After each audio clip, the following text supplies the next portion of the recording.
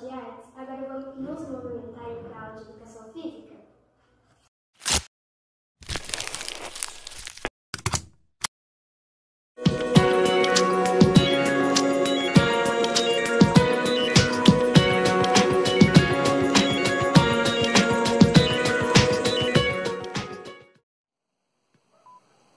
Fala, aluno!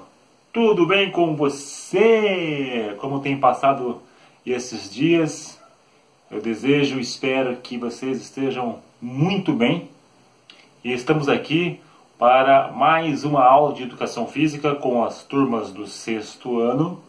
Vamos estudar hoje o capítulo 8. Então, o capítulo 8 da nossa apostila, tá? O que nós vamos estudar neste capítulo? O xadrez, ok? Bem, nesse capítulo 8, tá? Falando sobre o xadrez, nós vamos ver o contexto histórico do xadrez, vamos ver a formação do tabuleiro, as peças, as regras e estratégias do jogo, ok?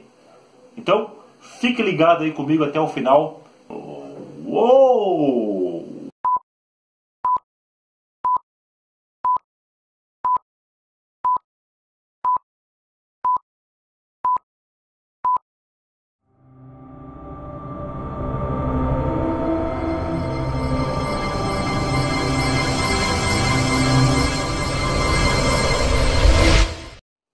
Pessoal, então, para nós começarmos, né, vamos entender um pouquinho o processo histórico do xadrez. Primeiro, existem inúmeras lendas, tá, sobre a origem do xadrez. Isso é um mistério, tá? O jogo virou o mundo, tá? Ele passou por várias nações, vários povos, tá? Mas ainda não se sabe ao certo quem são os inventores do jogo xadrez, tá? O que tem de relato no processo histórico? Uns dizem que foram os árabes, né? Outros dizem que foram os chineses, tá? Fala que também houve participação de egípcios, dos persas. Entretanto, o que nós sabemos de certo, tá? Através de descobertas, é que há uma grande relação, tá, do xadrez com um jogo que era praticado lá na Índia, tá? Esse jogo ele é conhecido como chaturanga. Chaturanga. Bem, esse jogo, né, o chaturanga, ele era muito praticado na Índia, como eu já disse anteriormente, tá? E lá entre o século VI, entre o século VII, tá, a participação neste jogo era por 4 pessoas. Então 4 pessoas realizavam os jogos, né, de chaturanga. E conforme o tempo foi passando, né, somente lá no comecinho do século VII, entre o século VII e o século VIII, é que houve uma grande mudança neste jogo, deixando de ter 4 participantes e passando a ter 2 participantes. As peças do chaturanga eram bem diferentes, né, quando comparadas com as peças atuais. Por exemplo, o rei era uma espécie de Rajá, um monarca indiano, tá? O bispo não se parecia nada, né, com a forma atual que nós temos. Ele era representado por um elefante, tá?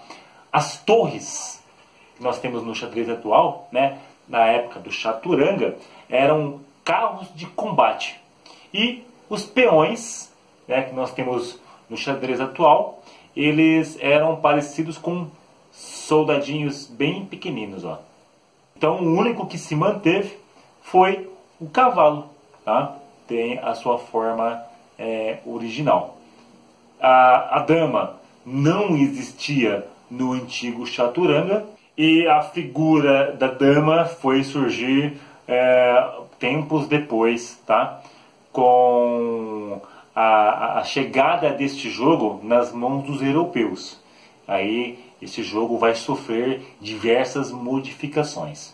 Então, posteriormente, vamos ver que o xadrez ele vai viajar o mundo todo. E cada parte do mundo que o xadrez chega, ele vai sofrer ali uma interferência, tá, desses povos. E isso vai fazer com que temos diversas modificações, e essas modificações, tá, vão originar o xadrez atual, que hoje é jogado no mundo inteiro. E sabia que existe Copa do Mundo de xadrez? Pois é, existe Copa do Mundo de xadrez. Pessoal, vamos falar agora do tabuleiro. O tabuleiro, ele é um quadrado e é quadriculado esse quadrado. Ele possui 64 casas, tá, nas cores branca e preta, e são alternadas. Então, o jogador de xadrez, né, conhecido e pela terminologia enxadrista, ele deve posicionar o tabuleiro certificando que à sua direita, tá, está a casa branca. Bem, a partir daí, então, nós teremos 8 linhas verticais. Essas linhas verticais, tá bom? São as linhas chamadas colunas, vertical, são as colunas, e 8 linhas horizontais, tá bom? Que são denominadas filas, tá bom? E temos também, tá, as linhas diagonais, tá ok?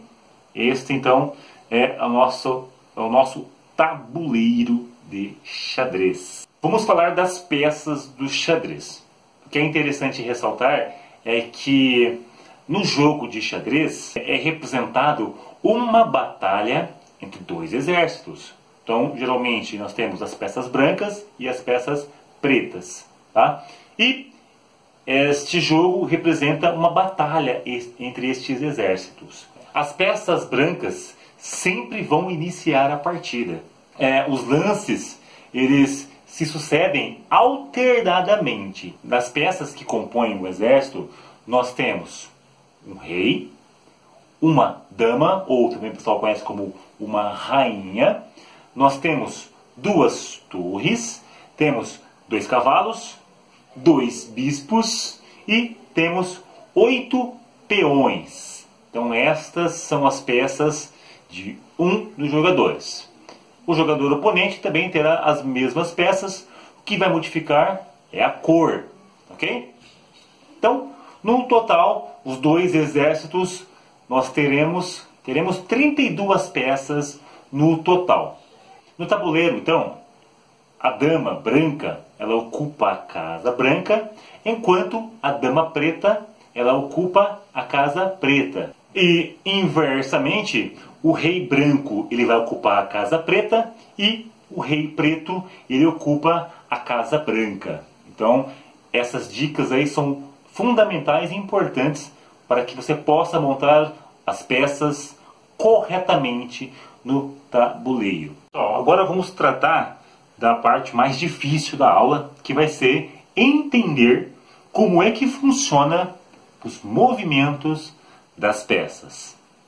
Então, vamos falar do rei. O rei é a peça que todos querem capturar. Por quê? Quando se captura o rei, o jogo está encerrado. Ou seja, é o famoso checkmate. Então, checkmate é quando você encurrala o rei e ele vai ser capturado sem haver escapatória. Ok? Mas o rei, então, tem os seus movimentos. Como é que funciona o movimento do rei? Ele pode se movimentar, tá? Andar apenas uma casa em qualquer direção. Tá? Pode ser na vertical, na horizontal ou diagonal direita ou diagonal esquerda. Tá? Em qualquer sentido. Porém, apenas uma casa. Já a rainha, a dama, ela é a peça mais poderosa e controla, tá, um grande número de casas. Então ela pode se movimentar em qualquer direção, tá, vertical, horizontal, diagonal direita, esquerda. Entretanto, tá, esses movimentos podem ser uma ou mais casas, ok? E essas casas podem ser movimentadas no mesmo lance. Então, uma ou mais casas em qualquer direção é o movimento da rainha, tá? A peça mais poderosa do jogo. Depois da dama, a outra peça que é bem forte no xadrez é a torre, tá? A torre é uma peça que tem o movimento feito na vertical ou horizontal. Não pode ter movimento diagonal, diagonal direita nem diagonal esquerda. Entretanto, pode ser movimentada uma ou mais casas, tá? Na vertical ou na horizontal. Ou seja, ela se movimenta somente em linhas retas. Após a torre, nós temos o bispo, tá? O bispo, ele movimenta sempre pelas diagonais, tá? Então, esse movimento nas diagonais, ele pode ser realizado em uma ou mais casas. Já o cavalo, ele tem um movimento peculiar, somente ele realiza esse movimento, tá? É a única peça que pode saltar as demais peças, ok? Bem, o que a gente pode imaginar? Podemos imaginar o movimento em L, tá ok? Então, da casa que está o cavalo, você vai fazer o movimento formando a letra L, tá ok? Então, através desse movimento, o cavalo ele pode saltar outras peças. O que é interessante notar é que o movimento do cavalo, se ele está numa casa branca, ele vai para uma casa preta. E também, se ele estiver numa casa preta, ele vai parar numa casa branca. Sempre vai ser alternado, tá? Esse movimento do cavalo. E por fim, agora vamos falar do peão, né? Que aparentemente é a peça mais frágil, mas ele tem uma missão importante. Vamos entender. O peão, então, ele vai iniciar na segunda fileira do seu tabuleiro, tá? E na primeira jogada, ele pode movimentar duas casas à frente, certo?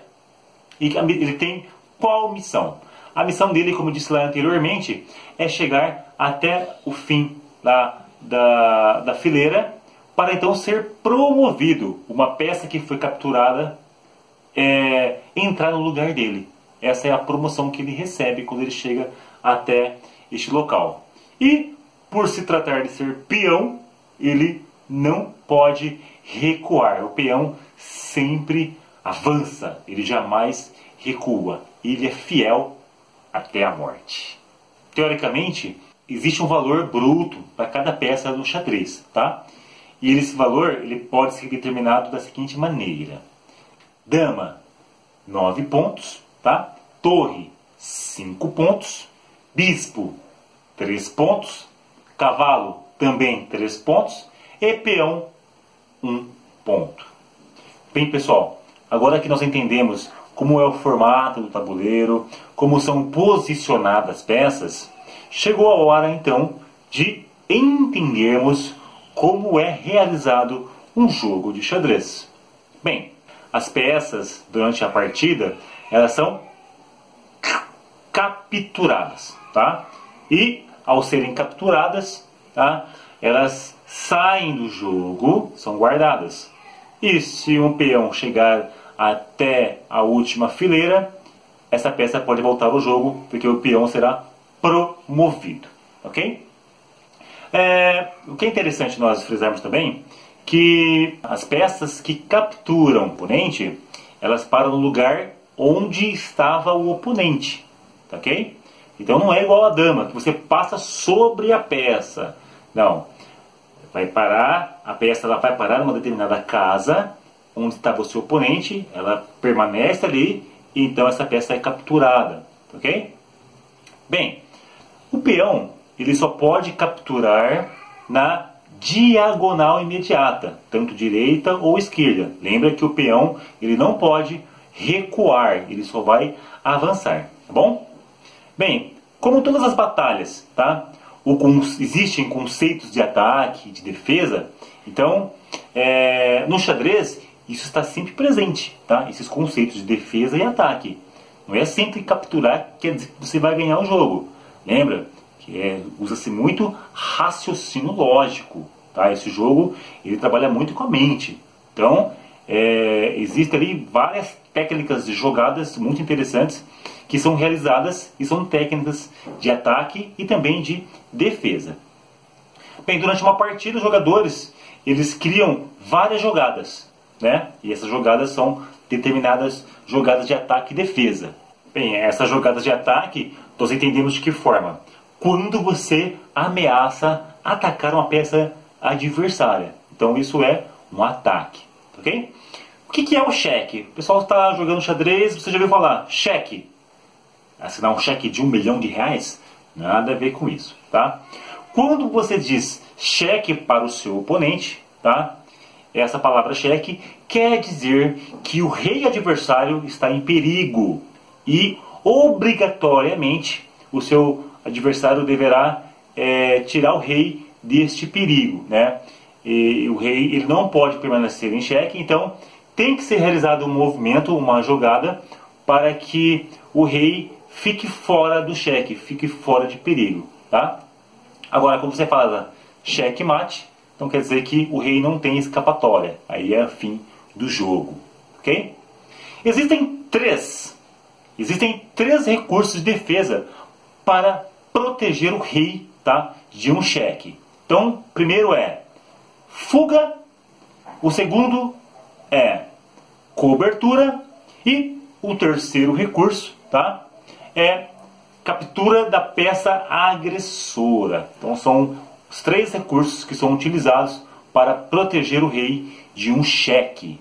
O xeque-mate é quando o rei não tem escapatória, não há nenhuma forma, nenhum recurso, tá bom, para proteger o seu rei. E dessa forma o jogo é encerrado.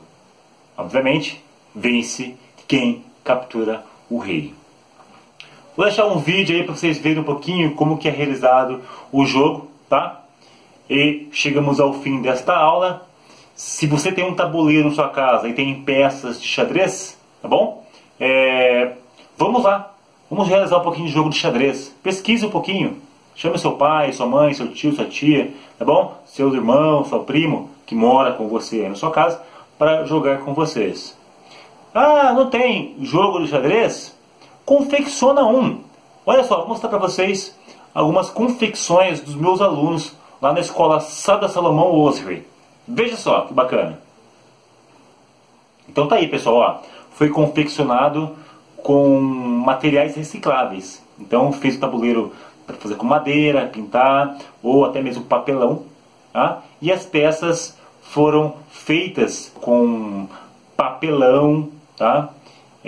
Enfim, use a sua criatividade e faça como esses alunos. Crie o seu próprio jogo de xadrez.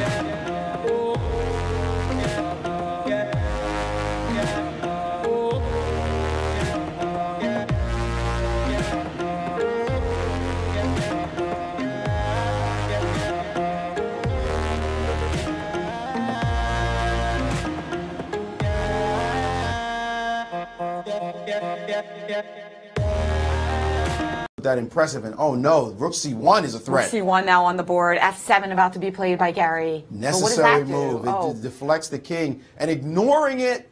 Oh, what a move! Beautiful, and there it is. What a move!